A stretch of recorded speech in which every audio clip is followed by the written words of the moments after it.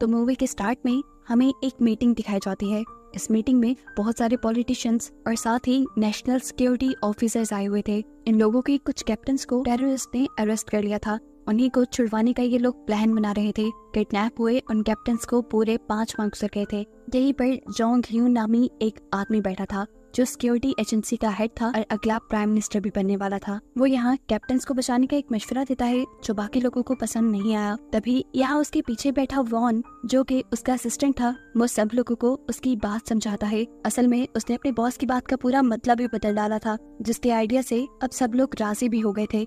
और आज उसके इस तरह से सिचुएशन संभालने की वजह से जोंग ह्यून भी उससे काफी खुश था। वो उससे कहता है कि अगर तुम जैसे लोग मुझे पहले मिल जाते तो मैं आज प्राइम मिनिस्टर होता। खैर वॉन अब अपने घर चला जाता है जहाँ हम उसकी बेटी क्योंग मिन से मिलते हैं, जिसे वॉन जबरदस्ती पढ़ने के लिए दूसरे मुल्क भेज रहा था। वो क्योंग मिन को अब एयरपोर्ट छोड़ने के लिए निकल पड़ता है। रास्ते में की गाड़ी का फ्यूल कम था, जिसे वो डरवाने के लिए एक फ्यूल स्टेशन पे रुक गया, जहाँ उसे मिला एक लड़का।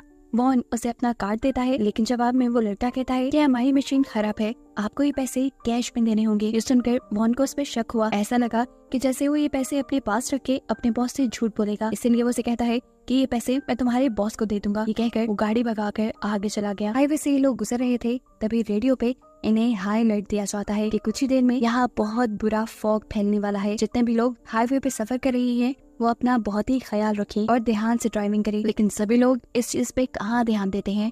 एक पागल स्ट्रीमर इसी फॉग के चलते तेज स्पीड में हाईवे पर गाड़ी चलाता हुआ आता है। ये जाने बगैर कि आगे कोई गाड़ी भी हो सकती थी। बाल उसका एक्सीडेंट होते बचा, लेकिन वो इस एक्सीडेंट से बचते हुए अपनी गाड़ी रोड के बिल्कुल दरमियान में ले आता, जिसकी वजह से एक गाड़ी उससे टकरा जाती है और एक के बाद एक उसके पीछे जो गाड़ियां आ रही थी सारी आपस में टकराते हुए यहाँ पर एक भयानक एक्सीडेंट हो जाता है। इन्हीं गाड़ियों में हम मिलिट्री की बहुत सी वैन्स भी देखते हैं, जिसमें से एक वैन के अंदर बहुत सारे डॉग्स भी थे। यहाँ फ्यूल स्टेशन पे हम देखते हैं कि उस लड़के को ओनर उसे डांट रहा था जिसे वॉन पैसे नहीं देकर गया था। इसमें उस लड़की की गलती नहीं थी। वो अपने बॉस को समझाने की कोशिश करता है, लेकिन बॉस कहता है अगर तुमने उससे पैसे ना लिए तो मैं ये पैसे तुम्हारी पे में से काट लूंगा। इतने में इन्हें भी रेडियो पर हाईवे पे हुए एक्सीडेंट की खबर मिल जाती है। जॉय यानी ये लड़का अंदाजा लगाता है कि अभी कुछ ही देर पहले वॉन यहाँ से निकला था, जरूर वो हाईवे पे हुए इस एक्सीडेंट की वजह से वहाँ फंस गया होगा। ये सोचकर वो भी हाईवे के लिए निकल जाता है इसी गहरी धुंध के अंदर उससे पैसे लेने के लिए। इधर दिखाया जाता है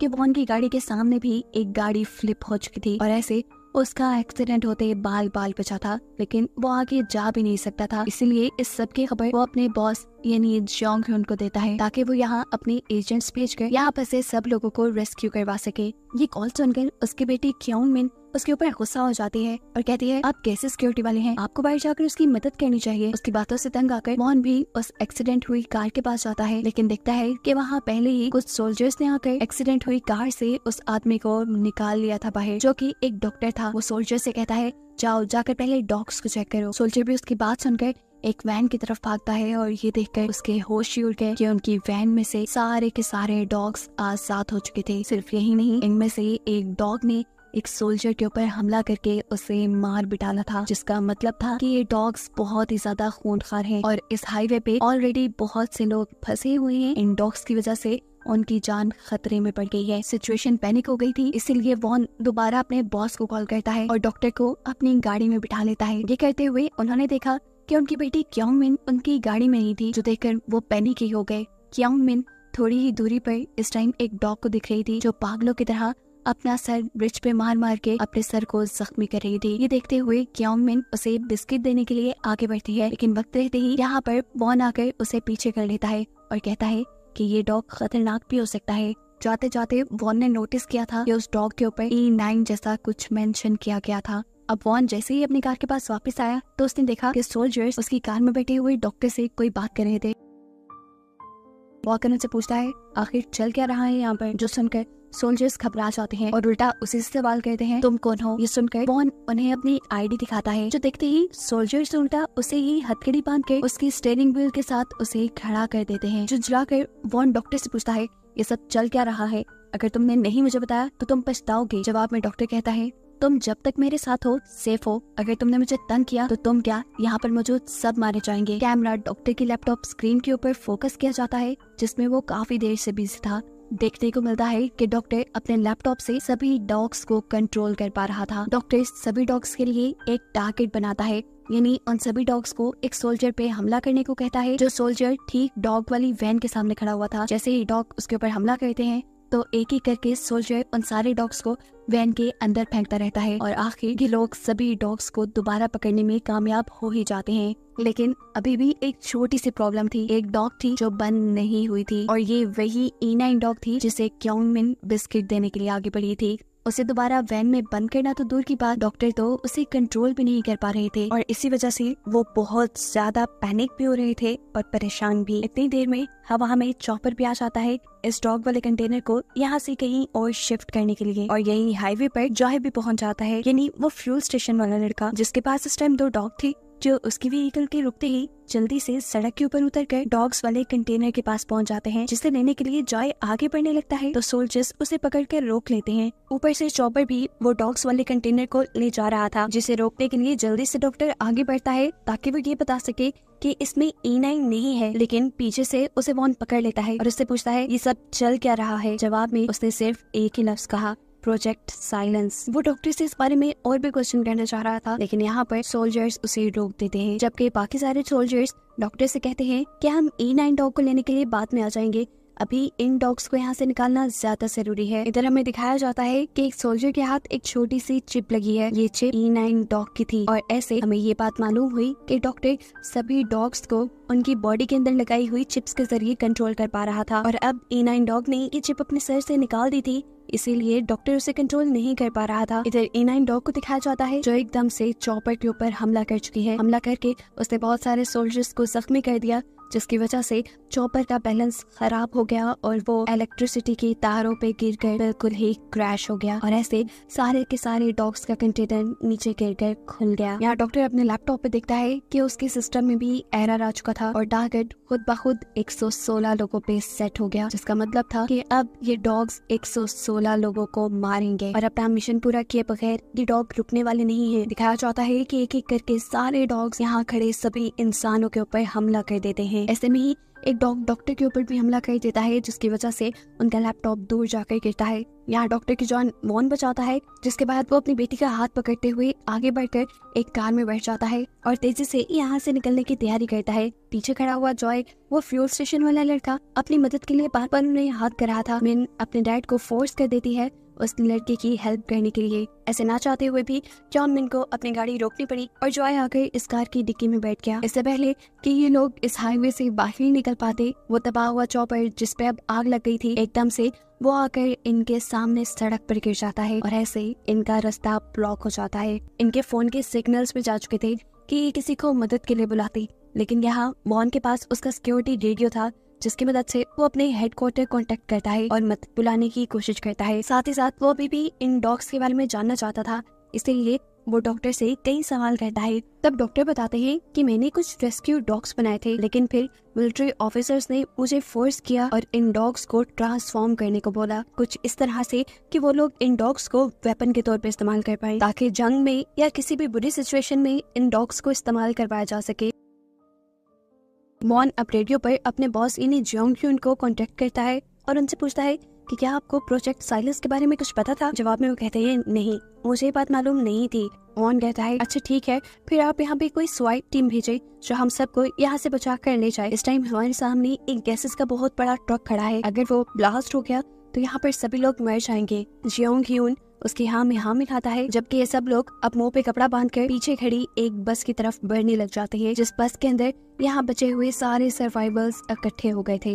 इनके बस के अंदर पहुँचते ही दिखाया जाता है कि वो चॉपर जो अभी भी तारों पे लटका हुआ था, वो सड़क की दूसरी तरफ गिर जाता है और यहाँ एक बहुत बड़ा धमाका होता है, जिस धमाके की वजह से आगे का ब्रिज भी टूट गया था। सिचुएशन इतनी ज्यादा पैनिक हो गई थी कि लोग हवास खो बैठे थे। तब सब कुछ नॉर्मल करने के लिए वॉन सबको बताता है कि वो सिक्योरिटी डिपार्टमेंट से है और इस टाइम वो सिक्योरिटी वालों से कांटेक्ट में है। जल्द ही स्वाइप टीम उन्हें रेस्क्यू करने के लिए आ जाएगी। अब सब लोग उससे सवाल करते हैं कि आखिर ये डॉग्स उनके ऊपर हमला क्यों कर रहे हैं।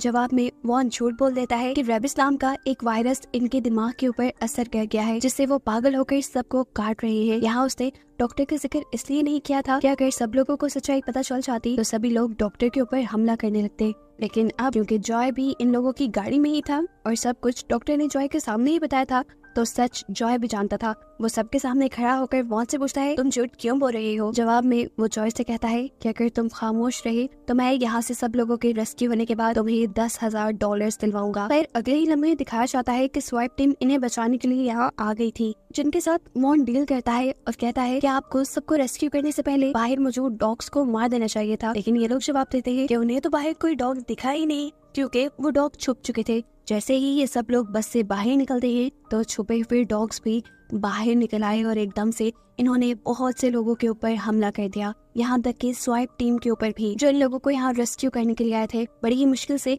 वॉन यहाँ अपनी बेटी को भी एक डॉग से बचाता है और फिर एक दूसरी बस के अंदर छुपा देता है, जहाँ हमें देखने को मिला कि एक ओल्ड कपल के साथ 2 और लोग भी यहाँ छुपकर बैठे हुए थे और इसी बस के अंदर डॉक्टर भी अभी जिंदा बच गया था। वॉन भी इन लोगों के साथ रुकना चाहता था, लेकिन तभी उसे पता चला कि उसका रेडियो तो बाहर रह गया है, जिसे लेने के लिए ना चाहते हुए भी उसे बस से उतरना पड़ा, क्योंकि रेडियो के अलावा उसके पास मदद मिलवाने का कोई और रास्ता भी नहीं था। जितनी देर में वॉन बाहर था इतनी देर में यहाँ डॉक्टर सभी लोगों को प्रोजेक्ट साइलेंस के बारे में सब सच बता देता है कि कैसे उसने रेस्क्यू डॉग बनाए थे, लेकिन फिर मिलिट्री वालों ने इन डॉग्स को अपने फायदे के लिए खूंखार डॉग्स में बदलवा दिया। और जिस E9 डॉग को ये लोग पहले पकड़ना चाह रहे हैं, असल में ये बाकी सभी डॉग उसी के क्लोन हैं। डॉक्टर बताते हैं कि एक्सपेरिमेंट के दौरान E9 डॉग को और भी ज्यादा खतरनाक बनाने के लिए उन्होंने उसके सामने उसी के बच्चों को मार दिया। और एक सबसे ज्यादा डरा देने वाली बात ये थी कि E9 डॉग अपने सर से चिप निकाल चुकी है और अब वो डॉक्टर के कंट्रोल में नहीं है। साफ मतलब है कि वो डॉक्टर के कहे के मुताबिक यहाँ कुछ नहीं कर रही, वो सिर्फ अपने बच्चों के मरने का बदला ले रही है,